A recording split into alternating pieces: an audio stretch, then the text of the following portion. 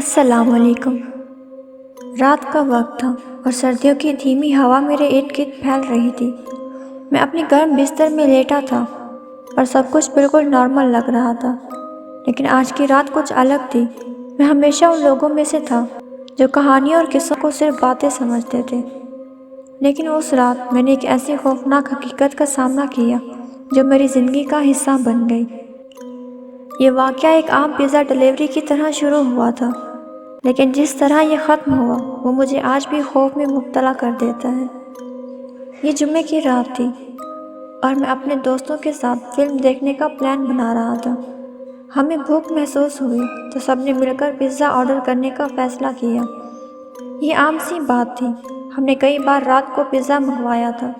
میں نے مقامی پیزا ریسٹورنٹ کو کال کی اور اپنا آرڈر دیا۔ اس رات میں نے خاص طور پر ایک نیا فلیور آزمانے کا ارادہ کیا تھا جو حال ہی میں ان کے مینو میں شامل ہوا تھا۔ سب کچھ نارمل لگ رہا تھا اور ہم نے پیزا آنے کا انتظار کرنا شروع کر دیا۔ تقریباً آدھا گھنٹہ گزرا جب اچانک میرے فون پر ایک کال آئی۔ یہ پیزا ڈیلیوری بوائے تھا، لیکن اس کی آواز میں کچھ عجیب تھا۔ وہ کافی گھبرایا ہوا لگ رہا تھا اور کہہ رہا تھا کہ سر میں آپ کے پتے کے قریب ہوں، لیکن یہاں کا ماحول بہت عجیب سا ہے۔ کیا یہ درست جگہ ہے؟ میں نے اسے یقین دلایا کہ پتہ بالکل صحیح ہے اور کہا کہ وہ اندر آ جائے۔ کچھ دیر بعد میں نے گھر کے باہر گاڑی کے انجن کی آواز سنی۔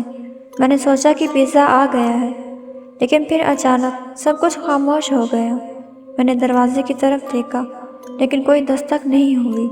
کچھ لمحے گزرنے کے بعد میں نے خود جا کر دروازہ کھولنے کا فیصلہ کیا۔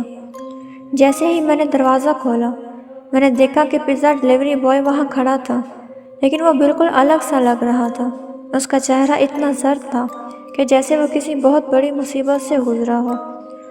اس نے کپ کپاتی آواز میں کہا، یہ پیزا آپ کا ہے، لیکن یہاں کچھ ٹھیک نہیں لگ رہا۔ کیا آپ کو کچھ عجیب محسوس نہیں ہو رہا؟ میں نے ہنس کر کہا کہ یہ سب تمہارا وہم ہے، لیکن اس کے بعد جو کچھ ہوا وہ میرے لیے کسی بھیانک خواب سے کم نہیں تھا۔ ڈیلیوری بوائے نے جیسے ہی پیزا کا ڈبہ میرے ہاتھوں میں دیا، ایک سرد اور بھیانک ہوا اندر گھس آئی۔ میں نے جلدی سے دروازہ بند کیا اور سوچا کہ شاید موسم خراب ہو رہا ہے، لیکن پھر اچانک وہ ڈیلیوری بوائے واپس مڑا اور اپنی گاڑی کی طرف جانے لگا، لیکن اس کے قدم بہت سست اور بھاری لگ رہے تھے۔ جیسے ہی وہ گاڑی کے پاس پہنچا، اس نے اچانک پیچھے مڑ کر میری طرف دیکھا۔ اس کی آنکھوں میں ایک عجیب سی چمک تھی اور وہ ایک لمحے کے لیے میری طرف گھورتا رہا۔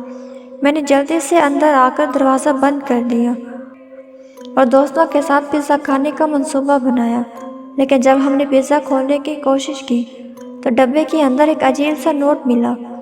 نوٹ میں لکھا تھا، یہ آخری ڈیلیوری ہے، اگلی بار تمہیں خود آنا ہوگا۔ ہم سب ہنس پڑے اور اسے مذاق سمجھا، لیکن جیسے ہی ہم نے پیزا کھانا شروع کیا، عجیب و غریب واقعات ہونے لگے۔ ایک دوست نے کہا کہ اسے لگ رہا ہے کہ جیسے کوئی ہمیں دیکھ رہا ہو۔ ہم سب نے مذاق میں اسے نظر انداز کر دیا، لیکن پھر اچانک کھڑکی پر دستک ہونے لگی۔ یہ کوئی معمولی دستک نہیں تھی، یہ کسی کے بہت بھاری ہاتھوں سے مارنے کی آواز تھی۔ ہم سب نے ایک دوسرے کی طرف دیکھا اور خوف کی ایک لہر ہم سب کے جسموں میں دوڑ گئی۔ کھڑکی کے باہر کوئی نہیں تھا۔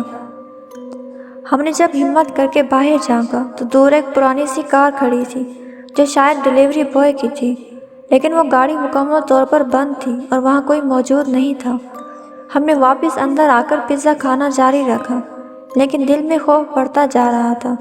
پھر اچانک لائٹس بند ہو گئی، کمرہ مکمل اندھیرے میں ڈوب گیا اور ہر طرف خاموشی چھا گئی۔ ہمیں لگ رہا تھا جیسے کوئی ہمارے ساتھ کمرے میں موجود ہو، کوئی جو ہمیں دیکھ رہا ہو۔ اب ہم سب خوف زدہ ہو چکے تھے۔ پھر اچانک دروازے پر ایک زوردار دستک ہوئی، اتنی تیز کہ جیسے کوئی اسے توڑنے کی کوشش کر رہا ہو۔ میں نے ہمت کر کے دروازے کی طرف قدم بڑھایا، لیکن میرے قدم کانپ رہے تھے۔ جیسے ہی میں دروازے کے قریب پہنچا، دوبارہ دستک ہوئی اور ایک سرد سی سرگوشی سنائی دی، پیزا واپس دو ورنہ میں آ جاؤں گا۔ ہم سب سکتے میں تھے۔ یہ کوئی مذاق نہیں تھا، یہ کچھ اور تھا۔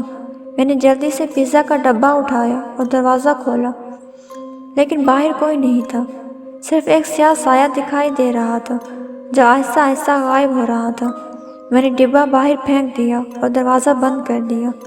اس رات کے بعد ہم سب نے فیصلہ کیا کہ کبھی بھی پیزا آرڈر نہیں کریں گے، لیکن وہ خوفناک حقیقت آج بھی میرے ساتھ ہے۔ کبھی کبھار جب رات کے وقت گھر میں خاموشی چھا جاتی ہے تو مجھے وہی دستک دوبارہ سنائی دیتی ہے اور وہی سرگوشی میرے کانوں میں گونجتی ہے۔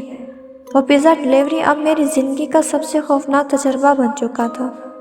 یہ کہانی سنانے کا مقصد آپ کو خوفزدہ کرنا نہیں، بلکہ ایک انتباہ ہے۔ اگر کبھی آپ بھی رات کے وقت پیزا آرڈر کریں اور کوئی عجیب سی چیز محسوس کریں تو فوراً دھیان دیں۔